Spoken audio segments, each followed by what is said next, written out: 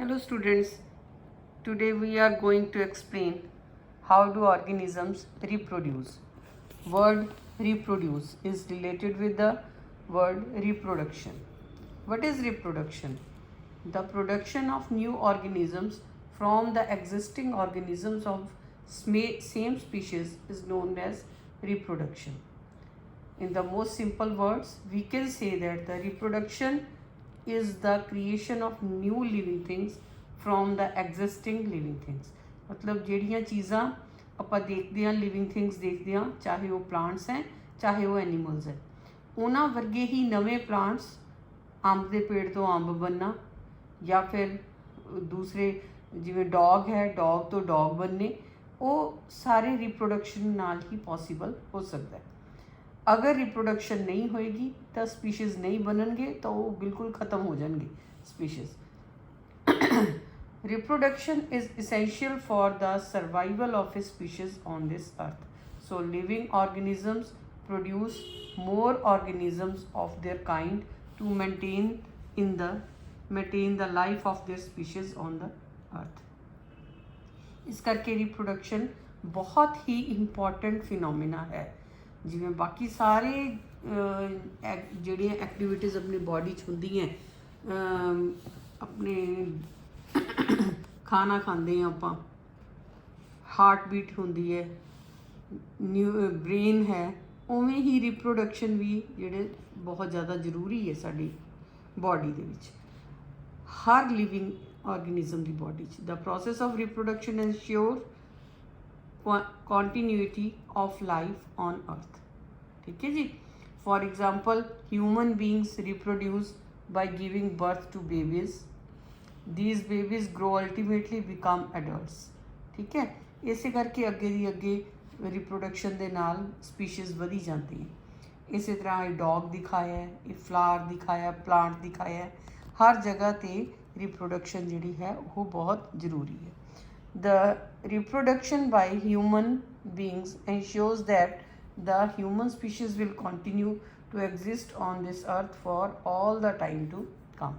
ਜਿਵੇਂ ਜਦੋਂ ਦੀ ਇਹ ਅਰਥ ਬਣੀ ਹੈ, ਹਿਊਮਨ ਸਪੀਸ਼ੀਜ਼ ਜਿਹੜੇ ਹੈ ਉਦੋਂ ਤੋਂ ਅੱਗੇ ਦੀ ਅੱਗੇ, ਕਿਉਂਕਿ ਏਜ ਦੇ ਨਾਲ ਜਿਹੜੇ ਹੈ, ਜਿਵੇਂ ਜਿਵੇਂ ਏਜ ਹੁੰਦੀ ਹੈ ਜਾਂ ਕੋਈ ਹੋਰ ਫੈਕਟਰਸ ਹੈ, ਕੁਝ ਸਪੀਸ਼ੀਜ਼ ਜਿਹੜੇ ਹੈ ਉਹ ਮਰ ਜਾਂਦੇ।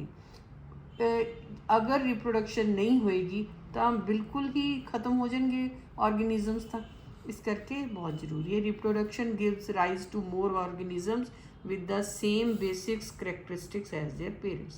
जिमें दे पेरेंट्स है उवें दे ही नवे स्पीशीज़ बनते। Now comes types of reproduction. Types of reproduction दे विच देखो जी, there are two main methods of reproduction in living organisms. One is asexual reproduction, second is sexual reproduction. Asexual reproduction and sexual reproduction. We can now say that the living organisms reproduce mainly by two methods, asexual and sexual reproduction. This means that the new living organisms, new plants and animals can be reproduced either by the method of asexual reproduction or by the method of sexual reproduction. ठीक है जी। हुण सब तो पहला आपां किहड़ी discuss करांगे, एसैक्सुअल reproduction. इस method दे विच, इस वीडियो दे विच आपां एसैक्सुअल रिप्रोडक्शन नूं डिस्कस करांगे।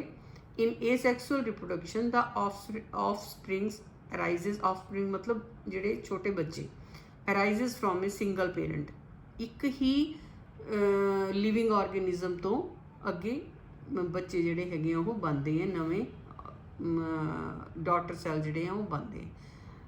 ਦ production of a new organism from a single parent without the involvement of sex cells or gametes is called asexual reproduction.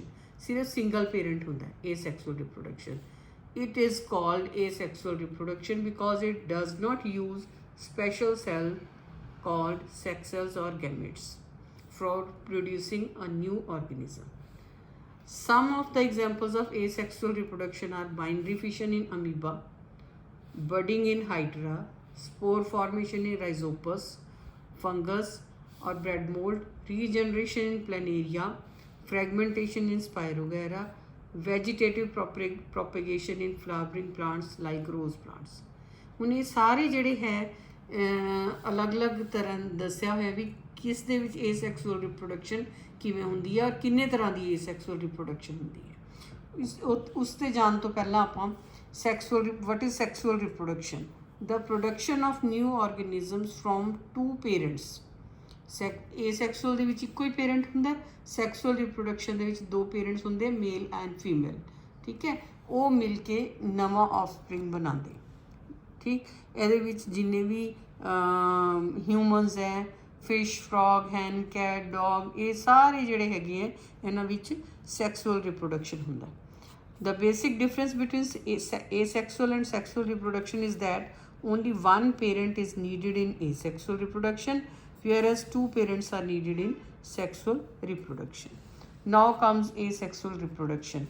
On asexual reproduction ਦੇ ਵਿੱਚ there are different methods. ਇੱਥੇ ਫੇਰ ਦਿੱਤੇ ਹੋਏ ਕਿਹੜੇ ਮੈਥਡਸ ਦੇ ਨਾਲ asexual reproduction ਹੁੰਦੀ ਹੈ। ਫਿਜ਼ਨ, ਬਡਿੰਗ, ਸਪੋਰ ਫਾਰਮੇਸ਼ਨ, ਰੀਜਨਰੇਸ਼ਨ, ਫਰੈਗਮੈਂਟੇਸ਼ਨ, ਵੈਜੀਟੇਟਿਵ ਪ੍ਰੋਪੇਗੇਸ਼ਨ। ਇਹਨਾਂ 6 ਮੈਥਡਸ ਤੋਂ ਕਿਸੇ ਵੀ ਮੈਥਡ ਦੇ ਨਾਲ asexual reproduction ਹੋ ਸਕਦੀ ਹੈ। First we come to the fission.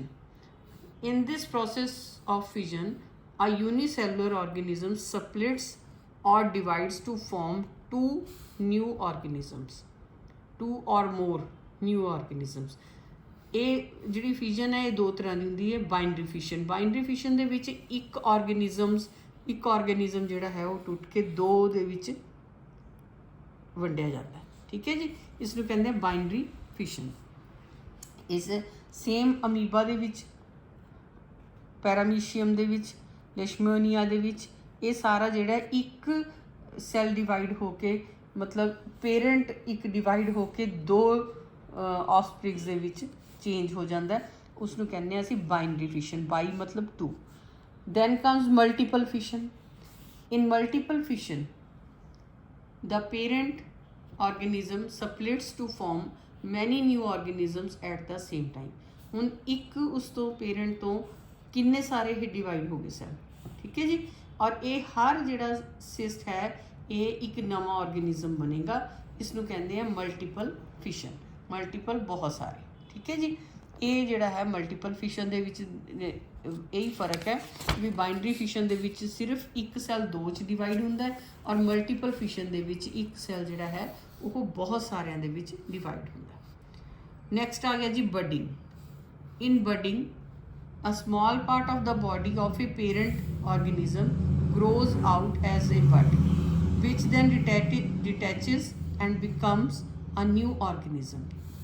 Just in Hydra, ਇਹ ਬੋਡੀ ਦਾ ਇੱਕ ਪਾਰਟ ਜਿਹੜਾ ਹੈਗਾ ਉਹ ਇੱਧਰਲੇ ਪਾਸੇ ਨੂੰ ਜਿਵੇਂ ਇੱਕ ਟਾਹਣੀ ਹੁੰਦੀ ਹੈ, ਬਡ ਹੁੰਦੀ ਹੈ, ਉਸ ਤਰ੍ਹਾਂ ਵਧਣਾ ਸ਼ੁਰੂ ਹੋ ਜਾਂਦਾ ਔਰ ਉਹੀ ਪਾਰਟ ਇੱਕ ਨਵਾਂ, ਜਿਵੇਂ ਇਹ ਪੇਰੈਂਟ ਹਾਈਡਰਾ ਉਵੇਂ ਹੀ ਹਾਈਡਰਾ ਵਾਂਗੂ ਬਣਨਾ ਸ਼ੁਰੂ ਹੋ ਗਿਆ ਔਰ ਇਹ ਥੋੜ੍ਹੀ ਕੁ ਦੇਰ ਬਣ ਕੇ ਜਿਵੇਂ ਹੀ ਉਹ ਪੂਰਾ ਡਿਵੈਲਪ ਹੋ ਗਿਆ ਉਹ ਇਹਦੇ ਨਾਲੋਂ ਟੁੱਟ ਜਾਂਦੀ ਹੈ। ਬਟ ਇਸ ਰਿਪਰੋਡਕਸ਼ਨ ਨੂੰ ਅਸੀਂ ਕਹਿੰਦੇ ਹਾਂ ਬਡਿੰਗ। ਇਹ ਸੈਕਸੁਅਲ ਰਿਪਰੋਡਕਸ਼ਨ ਹੈ, ਇੱਕ ਹੀ ਪੇਰੈਂਟ ਤੋਂ ਨਵਾਂ ਸੈੱਲ ਬਣ ਗਿਆ, ਨਵਾਂ ਮਤਲਬ ਆਫਸਪ੍ਰਿੰਗ ਬਣ ਗਿਆ, ਠੀਕ ਹੈ ਜੀ।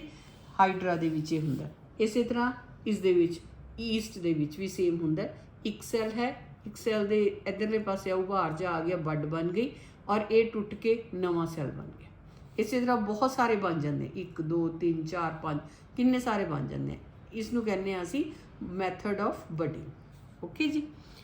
ਹੁਣ ਨੈਕਸਟ ਹੈ ਸਪੋਰ ਫਾਰਮੇਸ਼ਨ। ਸਪੋਰ ਫਾਰਮੇਸ਼ਨ ਦੇ ਵਿੱਚ ਕੀ ਹੈ? ਇਨ ਸਪੋਰ formation the parent plant produces hundreds of microscopic reproductive units called spores. When the spore case of the plant bursts, then the spores spread into air. When these airborne spores land on food under favorable conditions like damp and warm conditions, they germinate and produce new plants. ठीक है जी। की हुंदा है ਇੱਕ plant, ਜਿਵੇਂ ਇਹ bread mould ਦੇ ਉੱਤੇ ਫੰਗਸ ਲੱਗੀ ਹੋਈ ਹੈ, ਠੀਕ, ਇਸ ਦੇ ਸਪੋਰੈਂਜੀਅਮ ਬਣ ਗਿਆ, ਇਸੇ ਛੋਟੇ ਛੋਟੇ ਸਪੋਰਸ ਹੈ, ਠੀਕ। ਇਹ ਸਪੋਰਸ ਜਿਹੜੇ ਹੈਗੇ ਆ ਜਿਵੇਂ ਬਹੁਤ ਜ਼ਿਆਦਾ ਭਰ ਜਾਏਗਾ ਤਾਂ ਇਹ ਫਟ ਜਾਏਗਾ, ਬਾਹਰਲਾ ਜਿਹੜੀ ਇਹਦੀ ਲਾਈਨਿੰਗ ਹੈ ਇਹ ਫਟ ਜਾਏਗੀ ਤੇ ਬਹੁਤ ਸਾਰੇ ਸਪੋਰਸ ਜਿਹੜੇ ਹੈਗੇ ਆ ਉਹ ਬਾਹਰ ਨਿਕਲੇ ਆਣਗੇ। ਔਰ ਇਹ ਸਪੋਰਸ ਉਦੋਂ ਬਾਹਰ ਨਿਕਲਦੇ ਆ ਜਦੋਂ ਇਹਨਾਂ ਨੂੰ ਫੇਵਰੇਬਲ ਕੰਡੀਸ਼ਨ ਲੱਗੇ ਵੀ ਸਾਨੂੰ ਖਾਣਾ ਵੀ ਮਿਲ ਸਕਦਾ ਹੈ, ਸਾਨੂੰ ਟੈਂਪਰੇਚਰ ਵੀ ਠੀਕ ਹੈ, ਉਵੇਂ ਹੀ ਉਹ ਇਹ ਫਟ ਕੇ ਸਪੋਰਸ ਬਾਹਰ ਨਿਕਲਦੇ ਆ। ਹਰ ਇੱਕ ਸਪੋਰ ਜਿਹੜਾ ਹੈ ਉਹ ਨਵੇਂ ਜਿਹੜਾ ਪੇਰੈਂਟ ਸੈੱਲ ਵਾਂਗੂ ਹੀ ਬਣਨਾ ਸ਼ੁਰੂ ਹੋ ਜਾਂਦਾ। ਜਿਵੇਂ ਇਹ ਰਾਈਜ਼ੋਪਸ ਹੈ, ਫੰਗਸ ਹੈ, ਫੰਗਸ ਦਾ ਮੇਨ ਪਲਾਂਟ ਹੈ, ਮੇਨ ਪਲਾਂਟ ਤੋਂ ਆ ਸਾਰੇ ਸਪੋਰਸ ਬਣਨਗੇ। ਇਹ ਸਾਰੇ ਸਪੋਰਸ ਜਿਹੜੇ ਹੈਗੇ ਟੁੱਟ ਕੇ ਬਾਹਰ ਨਿਕਲ ਕੇ ਇਸ ਤਰ੍ਹਾਂ ਦਾ ਹੀ ਨਵਾਂ ਫੰਜਾਈ ਪਲਾਂਟ ਜਿਹੜਾ ਉਹ ਬਣ ਜਾਏਗਾ। ਓਕੇ ਜੀ, ਇਹ ਹੈਗਾ ਇਸ ਨੂੰ ਤਾਂ ਹੀ ਬ੍ਰੈਡ ਦੇ ਉੱਤੇ ਜਿਵੇਂ ਆ ਲੱਗਿਆ ਹੋਇਆ ਫੰਗਸ ਲੱਗੀ ਹੋਈ ਹੈ, ਇਹ ਸਾਰਾ ਐਕਚੁਅਲੀ ਇਹ ਜਿਹੜੀ ਗ੍ਰੀਨ ਫੰਗਸ ਹੈ ਇਹ ਐਕਚੁਅਲੀ ਇਸ ਤਰ੍ਹਾਂ ਦਾ ਦਿਖਦਾ, ਇਹ ਚੀਜ਼ ਹੈ। ਠੀਕ ਹੈ, ਇਸ ਕਰਕੇ ਇਸ ਨੂੰ ਕਹਿੰਦੇ ਹਾਂ ਅਸੀਂ spore formation. Next is regeneration. Regeneration ਆਪਣੇ ਆਪ 'ਚ ਹੀ ਹੈ ਕਿ ਕਿਸੇ ਚੀਜ਼ ਤੋਂ ਥੋੜੀ ਚੀਜ਼ ਤੋਂ ਦੁਬਾਰਾ ਨਵੀਂ ਚੀਜ਼ ਬਣਨਾ। ਦ process of getting back full organism from its body parts is called regeneration. The simple animals like hydra and planaria shows regeneration. ਹੁਣ ਜਿਵੇਂ ਇਹ ਪਲੈਨੇਰੀਆ ਜੇ 3 ਹਿੱਸਿਆਂ ਦੇ ਵਿੱਚ ਵੀ ਦੇਖੋ ਜੇ ਟੁੱਟ ਜਾਵੇ ਤਾਂ ਇਹ ਹਿੱਸਾ ਵੀ ਪੂਰਾ ਬਣ ਜਾਏਗਾ, ਸੈਂਟਰ ਵਾਲਾ ਹਿੱਸਾ ਵੀ ਪੂਰਾ ਬਣ ਜਾਏਗਾ, ਇਹ ਵਾਲਾ ਹਿੱਸਾ ਵੀ ਪੂਰਾ ਬਣ ਜਾਏਗਾ। ਜਿਵੇਂ ਤੁਸੀਂ ਲੀਜ਼ਰਡ ਦੀ ਦੇਖੀਏ ਨਾ, ਟੇਲ ਜੇ ਟੁੱਟ ਜਾਵੇ ਤਾਂ ਆਪਣੇ ਆਪ ਆ ਜਾਂਦੀ ਹੈ, ਉਵੇਂ ਇਹਨਾਂ ਦੇ ਵਿੱਚ ਵੀ ਰੀਜਨਰੇਸ਼ਨ ਹੁੰਦੀ ਹੈ। ਇਹ ਰੀਜਨਰੇਸ਼ਨ ਦੇ ਨਾਲ ਪਲੈਨੇਰੀਆ ਜਿਹੜਾ ਹੈ ਮੇਨ ਜਿਹੜਾ ਪੇਰੈਂਟ ਸੈੱਲ ਹੈ ਇਹ ਟੁੱਟ ਕੇ 3 ਹਿੱਸਿਆਂ 'ਚ ਵੰਡ ਕੇ 3 ਨਵੇਂ ਪਲੈਨੇਰੀਆ ਬਣਾ ਦਿੰਦਾ। ਇਸ ਨੂੰ ਕਹਿੰਦੇ ਆ ਇਹ ਸੈਕਸ਼ੂਅਲ ਰਿਪਰੋਡਕਸ਼ਨ ਦੀ ਟਾਈਪ ਹੈ ਰੀਜਨਰੇਸ਼ਨ। ਓਕੇ ਜੀ, ਅਗਲੀ ਹੈ ਫ੍ਰੈਗਮੈਂਟੇਸ਼ਨ। ਫ੍ਰੈਗਮੈਂਟੇਸ਼ਨ 'ਚ ਕੀ ਹੈ?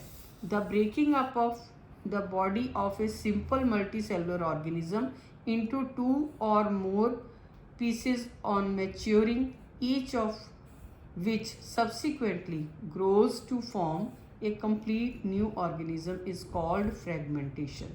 मतलब अगर ये सारे जिवें काई नहीं लगी हुंदी हरियाली, ਉਹਨੂੰ ਜੇ ਅਸੀਂ ਦੇਖੀਏ ਤਾਂ ਇਹ ਇਸ ਤਰ੍ਹਾਂ ਲੰਬੀਆਂ ਲੰਬੀਆਂ ਧਾਗੇ ਹੁੰਦੇ। ਉਹ ਇਹ ਧਾਗੇ ਕਿਵੇਂ ਬਣਦੇ? ਕਿਤੋਂ ਵੀ ਇੱਕ ਛੋਟਾ ਜਿਹਾ ਵੀ ਧਾਗਾ ਟੁੱਟ ਕੇ ਇੱਕ ਪਾਸੇ ਹੋ ਗਿਆ ਤਾਂ ਇਹ ਆਪਣੇ ਆਪ ਨਵਾਂ ਬਣਨਾ ਸ਼ੁਰੂ ਹੋ ਜਾਂਦਾ। ਫ੍ਰੈਗਮੈਂਟੇਸ਼ਨ ਕਹਿੰਦੇ ਆ ਇਸ ਨੂੰ ਅਸੀਂ।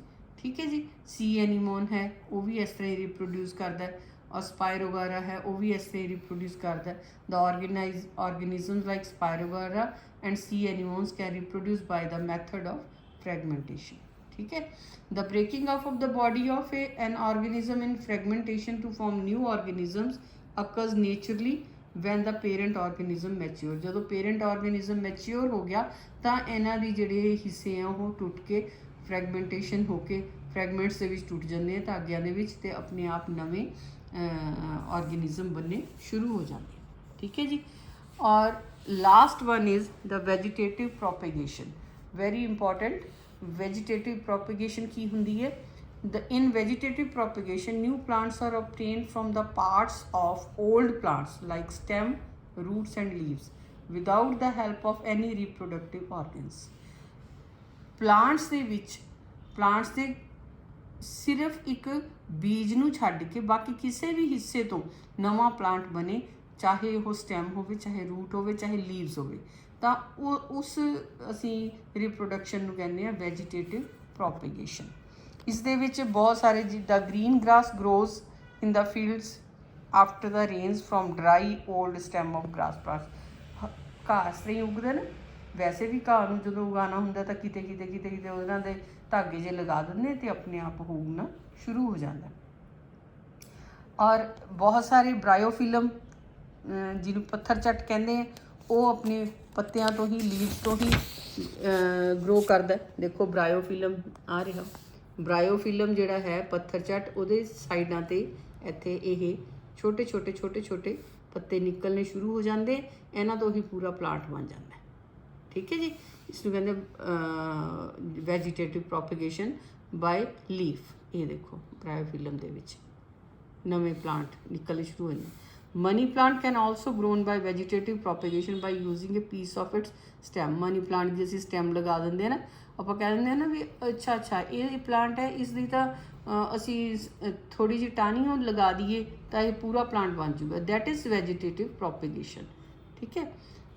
A tuber is a thickened and underground stem of a plant which is swollen with stored food। ਜਿਵੇਂ ਇਹ ਪੋਟੈਟੋ ਵੀ ਜਿਹੜੀ ਹੈਗੀ ਹੈ ਇਹ ਵੀ ਸਟੈਮ ਹੈ, ਉਹ ਸਵੋਲਨ ਸਟੈਮ ਹੈ, ਉਸ ਦੇ ਨਾਲ ਹੀ ਇਹਦੇ ਇੰਨੇ ਪੀਸ ਜਿਹੜੇ ਹੈਗੇ ਆ, ਆਈਜ਼ ਕਹਿੰਦੇ ਇਹਨਾਂ ਨੂੰ ਕੱਟ ਕੇ ਅਸੀਂ ਜੇ ਲਗਾ ਦਈਏ ਤਾਂ ਇਹਦੇ ਤੋਂ ਹੀ ਨਵੇਂ ਪੋਟੈਟੋ ਬਣਨੇ ਸ਼ੁਰੂ ਹੋ ਜਾਂਦੇ। ਓਕੇ ਜੀ, ਇਹ ਹੈ ਵੈਜੀਟੇਟਿਵ ਪ੍ਰੋਪੇਗੇਸ਼ਨ ਬਾਏ ਸਟੈਮ। ਇਹ ਪੋਟੈਟੋ ਪਲਾਂਟ ਦੇਖੋ ਦਿਖਾਇਆ ਹੋਇਆ ਹੈ। ਓਕੇ ਜੀ, ਇਹ ਆਰਟੀਫਿਸ਼ੀਅਲ ਪ੍ਰੋਪੇਗੇਸ਼ਨ ਆਫ ਪਲਾਂਟਸ। ਇਹਦੇ ਵਿੱਚ ਜੇ ਅਸੀਂ ਆਰਟੀਫਿਸ਼ੀਅਲ ਪ੍ਰੋਪੇਗੇਸ਼ਨ ਕਰਨੀ ਹੋਵੇ ਪਲਾਂਟਸ ਦੀ, ਦਾ process of growing any plant from one plant by man-made methods is called artificial propagation of plants। ਇਹ ਕਿਵੇਂ? ਜਿਵੇਂ ਅਸੀਂ ਇੱਕ ਗੁਲਾਬ ਦਾ ਫੁੱਲ ਲੈ ਲਓ, ਗੁਲਾਬ ਦੀ ਇੱਕ ਟਹਿਣੀ ਲੈ ਕੇ ਉਸਨੂੰ ਕੱਟ ਕੇ ਕਲਮ ਲਗਾਉਣਾ, ਕੱਟ ਕੇ ਕਲਮ ਲਗਾ ਦਿੰਦੇ ਹਾਂ ਉਸਨੂੰ, ਉਸ ਤਰ੍ਹਾਂ ਉਸਨੂੰ ਕਹਿੰਦੇ ਹਾਂ ਅਸੀਂ ਆਰਟੀਫਿਸ਼ੀਅਲ ਪ੍ਰੋਪੇਗੇਸ਼ਨ ਆਫ ਪਲਾਂਟਸ। ਜਿਵੇਂ cutting, layering, grafting. Cutting, a small part of plant which is removed by making cut with a sharp knife is called cutting। ਜਿਵੇਂ ਅਸੀਂ ਕਿਸ ਤੋਂ ਮੈਂ ਤੁਹਾਨੂੰ ਹੁਣੀ ਦੱਸਿਆ ਸੀ ਰੋਜ਼ ਪਲਾਂਟ ਦੇ ਵਿੱਚ। ਠੀਕ ਹੈ ਜੀ। ਲੇਅਰਿੰਗ ਜਿਹੜੀ ਹੈ, in this method a branch of plant is pulled towards the ground and a part of it is covered with moist soil, leaving the tip of the branch exposed above the ground। ਇਸ ਦੇ ਵਿੱਚ ਕੀ ਕਰਦੇ ਹੈ ਕਿ ਇਸ ਦੀ ਜੜ ਨੂੰ ਇੱਥੇ ਦੱਬ ਦਿੰਦੇ ਅਤੇ ਜਿਹੜੀ ਟਾਹਣੀ ਹੁੰਦੀ ਹੈ ਉਹ ਉੱਪਰ ਰਹਿ ਜਾਂਦੀ ਹੈ। ਜਗ੍ਹਾ ਇਸ ਤਰ੍ਹਾਂ ਜੜ੍ਹਾਂ ਨੂੰ ਦੱਬ ਦਿੰਦੇ, ਟਾਹਣੀ ਉੱਪਰ ਰਹਿ ਜਾਂਦੀ ਹੈ ਅਤੇ ਪੂਰਾ ਪਲਾਂਟ ਆਪਣੇ ਆਪ ਬਣ ਜਾਂਦਾ। ਠੀਕ ਹੈ। ਪ੍ਰੋਪੇਗੇਸ਼ਨ ਆਫ ਜੈਸਮੀਨ ਪਲਾਂਟ ਆ ਗਿਆ ਜੀ, ਇਹ ਚਮੇਲੀ ਦਾ ਪਲਾਂਟ ਹੈ ਜਿਹੜਾ, ਉਹ ਲੇਅਰਿੰਗ ਮੈਥਡ ਨਾਲ ਹੁੰਦਾ, ਵੀ ਲੇਅਰਸ ਉਹਦੀਆਂ ਬਣਾ ਦਿੰਦੇ ਹਾਂ। Next is grafting. Grafting is a method in which the cut stems of two different plants, one with roots and other without roots, are joined together in such a way that the two stems join and grow as a single plant। ਹੁਣ grafting ਕੀ ਹੁੰਦਾ ਹੈ? ਇੱਕ plant ਦੀ ਜੜ ਲੈਂਦੇ ਔਰ ਦੂਸਰੇ plant ਦਾ stem ਕੱਟ ਕੇ ਉਹਨਾਂ ਨੂੰ ਜੋੜ ਦਿੰਦੇ। ਠੀਕ ਹੈ ਜੀ। ਇੱਕ ਜਿਹੜੀ ਸਟੈਮ ਹੈ ਉਸ ਦੀ ਰੂਟਸ ਹੋਣੀਆਂ ਚਾਹੀਦੀਆਂ ਅਤੇ ਦੂਸਰੀ ਜਿਹੜੀ ਸਟੈਮ ਹੈ ਉਸ ਦੀਆਂ ਰੂਟਸ ਨਹੀਂ ਹੋਣੀਆਂ ਚਾਹੀਦੀਆਂ। ਤਾਂ ਉਹਨਾਂ ਦੋਨਾਂ ਨੂੰ ਇਸ ਤਰ੍ਹਾਂ ਇਹ ਦੇਖੋ, ਇੱਕ ਦੀ ਰੂਟਸ ਹੈ ਦੂਸਰੇ ਦੀਆਂ ਨਹੀਂ ਹੈ, ਇਹਨਾਂ ਨੂੰ ਇਸ ਤਰ੍ਹਾਂ ਟੇਢਾ ਕੱਟ ਕੇ ਇਹਨੂੰ ਇੱਥੋਂ ਐਵੇਂ ਬੰਨ੍ਹ ਦਿੰਦੇ ਆ ਅਤੇ ਇਹ ਆਪਣੇ ਆਪ ਹੀ ਹੌਲੀ ਹੌਲੀ ਪੂਰਾ ਪਲਾਂਟ ਬਣ ਜਾਂਦਾ। ਓਕੇ ਜੀ। ਗ੍ਰਾਫਟਿੰਗ ਜਿਹੜੀ ਹੈ, ਜਿਵੇਂ ਐਪਲ ਟਰੀ ਹੈ ਉਸ ਵਿੱਚ ਵੀ ਗ੍ਰਾਫਟਿੰਗ ਯੂਜ਼ ਹੁੰਦੀ। ਅੱਛਾ ਜੀ, ਹੁਣ ਇਹ ਇੱਕ ਇਹ ਹੈ advantages of artificial vegetative propagation। key advantages है, first है the new plants produced by artificial vegetative propagation will be exactly like the parent plant। ठीक है। ਇਹ ਜ਼ਰੂਰ ਅੱਛਾ, ਇਸ ਦੇ ਨਾਲ ਕੀ ਹੁੰਦਾ? ਆਰਟੀਫਿਸ਼ੀਅਲ ਵੈਜੀਟੇਟਿਵ ਪ੍ਰੋਪੇਗੇਸ਼ਨ ਨਾਲ ਅਸੀਂ ਬਿਲਕੁਲ ਪੇਰੈਂਟ ਪਲਾਂਟ ਵਾਂਗੂ ਹੀ ਬਣਾ ਸਕਦੇ ਹਾਂ, ਜਾਂ ਫਿਰ ਜਿਵੇਂ ਰੈੱਡ ਰੋਜ਼ ਹੈ, ਰੈੱਡ ਰੋਜ਼ ਦੀ ਇੱਕ ਬ੍ਰਾਂਚ ਲੈ ਕੇ ਉਸਨੂੰ ਵਾਈਟ ਰੋਜ਼ ਦੇ ਨਾਲ ਅਸੀਂ ਕਟਿੰਗ ਔਰ ਗ੍ਰਾਫਟਿੰਗ ਕਰ ਦਿੱਤੀ ਤਾਂ ਸਾਡੇ ਕੋਲ ਜਿਹੜਾ ਪਲਾਂਟ ਬਣੇਗਾ ਰੋਜ਼ ਦਾ, ਉਹ ਪਿੰਕ ਫਲਾਵਰਸ ਵਾਲਾ ਬਣੇਗਾ। ਉਸ 'ਤੇ ਪਿੰਕ ਫਲਾਵਰਸ ਵੀ ਆਉਣਗੇ, ਉਸ 'ਤੇ ਰੈੱਡ ਵੀ ਆਉਣਗੇ, ਉਸ 'ਤੇ ਵਾਈਟ ਫਲਾਵਰਸ ਵੀ ਆਉਣਗੇ। ਇਸ ਤਰ੍ਹਾਂ ਵੀ ਅਸੀਂ ਬਣਾ ਸਕਦੇ ਹਾਂ। The fruit trees grown from seeds may take many years, but cutting and grafting ਦੇ ਨਾਲ ਜਿਹੜੇ ਅਸੀਂ ਸੀਡਸ ਦੇ ਨਾਲ ਟਰੀਜ਼ ਲਗਾਉਂਦੇ ਹਾਂ, ਫਰੂਟ ਟਰੀਜ਼ ਲਗਾਉਂਦੇ ਹਾਂ, ਉਹਨਾਂ ਨੂੰ ਕਈ ਸਾਲ ਲੱਗ ਜਾਂਦੇ ਹੈ ਫਰੂਟ ਆਉਣ ਨੂੰ। ਪਰ ਜਿਹੜਾ ਅਸੀਂ ਗ੍ਰਾਫਟਿੰਗ ਦੇ ਨਾਲ ਲਗਾਉਂਦੇ ਹਾਂ ਉਹ ਸਾਨੂੰ ਅਗਲੇ ਸੀਜ਼ਨ 'ਚ ਹੀ, ਕੁਝ ਸੀਜ਼ਨ ਦੇ ਵਿੱਚ, 1 ਜਾਂ 2 ਸੀਜ਼ਨ ਦੇ ਵਿੱਚ ਹੀ ਫਰੂਟ ਦੇਣਾ ਸ਼ੁਰੂ ਕਰ ਦਿੰਦੇ। The plants grown by vegetative propagation usually need less attention in their early years than the plants grown from seeds. ਇਹਨਾਂ ਦੇ ਬਹੁਤਾ ਧਿਆਨ ਨਹੀਂ ਰੱਖਣਾ ਪੈਂਦਾ, ਸੀਡਸ ਵਾਲੇ ਪਲਾਂਟਸ ਦਾ ਜ਼ਿਆਦਾ ਧਿਆਨ ਰੱਖਣਾ ਪੈਂਦਾ। Many plants can be grown from just one parent plant by artificial propagation। We can also get seedless plants by artificial propagation। ਜਿਵੇਂ ਹੁਣ ਤਰਬੂਜ ਆਉਣ ਲੱਗ ਗਏ, ਸੀਡਲੈਸ ਆਉਣ ਲੱਗ ਗਏ, ਉਹਦੇ 'ਚ ਬੀਜ ਹੀ ਨਹੀਂ ਹੁੰਦੇ, ਤਾਂ ਉਹ ਕਿਵੇਂ? ਇਸ ਤਰ੍ਹਾਂ ਹੀ ਆਰਟੀਫਿਸ਼ੀਅਲ ਪ੍ਰੋਪੇਗੇਸ਼ਨ ਦੇ ਨਾਲ ਉਹਨਾਂ ਨੂੰ ਬਣਾਇਆ ਜਾਂਦਾ ਹੈ। Last one is tissue culture. The production of new plants from a small piece of plant tissue removed from the growing tip of a plant in a suitable growth medium called culture solution is called tissue culture। ਹੁਣ tissue culture ਦੇ ਵਿੱਚ ਕੀ ਹੁੰਦਾ ਵੀ ਜਿਹੜਾ growing plant ਆ ਉਸ ਦੀ tip ਤੋਂ tissue ਲੈ ਕੇ ਉਹਨਾਂ ਨੂੰ ਇਹਦੇ ਵਿੱਚ ਰੱਖਿਆ ਜਾਂਦਾ, ਇੱਕ ਮਿਕਸਚਰ ਹੁੰਦਾ ਜਿਸ ਨੂੰ ਕੈਲਸ ਕਹਿੰਦੇ ਆ, ਉਸ ਵਿੱਚ ਰੱਖਿਆ ਜਾਂਦਾ। ਹੌਲੀ ਹੌਲੀ ਉਹਦੇ ਵਿੱਚ ਰੂਟਸ ਤੇ ਸ਼ੂਟਸ ਡਿਵੈਲਪ ਹੋਣੀਆਂ ਸ਼ੁਰੂ ਹੋ ਜਾਂਦੀਆਂ ਤੇ ਉਹਨਾਂ ਨੂੰ ਫਿਰ ਅਸੀਂ ਅੱਗੇ ਪਲਾਂਟ ਕਰ ਦਈਏ ਤਾਂ ਨਵੇਂ ਪਲਾਂਟ ਬਣ ਜਾਂਦੇ। ਇਸ ਨੂੰ ਕਹਿੰਦੇ ਆ ਟਿਸ਼ੂ ਕਲਚਰ। ਠੀਕ ਹੈ। ਐਡਵਾਂਟੇजेस ਕੀ ਹੈ ਟਿਸ਼ੂ ਕਲਚਰ ਦੀਆਂ? Tissue culture is a very fast technique. Thousand of plantlets can be produced in a few weeks. The new plants produced by tissue culture are disease free, ਬਿਮਾਰੀ ਨਹੀਂ ਹੁੰਦੀ। Tissue culture can grow plants round the year, ਸਾਰਾ ਸਾਲ ਆਪਾਂ ਲੈ ਸਕਦੇ ਹਾਂ। Very little space is needed for developing new plants। ਥੋੜੀ ਜੀ ਜਗ੍ਹਾ ਦੇ ਵਿੱਚ ਹੀ ਮੈਂ ਦੇਖਿਆ, ਇੱਕ ਜਗ੍ਹਾ ਮੈਂ ਗਈ, ਉੱਥੇ ਪਾਣੀ ਦੇ ਵਿੱਚ ਹੀ ਬਹੁਤ ਸਾਰੇ ਪਲਾਂਟਸ ਲਗਾਏ ਹੋਏ ਸੀ, ਪਾਣੀ ਦੀਆਂ ਪਾਈਪਾਂ 'ਚ, ਤਾਂ ਉਹ ਟਿਸ਼ੂ ਕਲਚਰ ਦੇ ਨਾਲ ਹੀ ਲਗਾਏ ਜਾਂਦੇ। ਬੱਚੋ ਇਹ ਜਿਹੜਾ ਹੈ ਆਪਾਂ ਇਹ ਸੈਕਸੁਅਲ ਰਿਪਰੋਡਕਸ਼ਨ ਦੀਆਂ ਕਾਫੀ ਜਿਹੜੇ ਟਾਈਪਸ ਹੈ ਉਹ ਤਕਰੀਬਨ ਕਰ ਲਈਆਂ।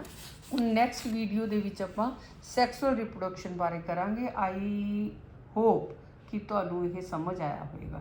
Thank you.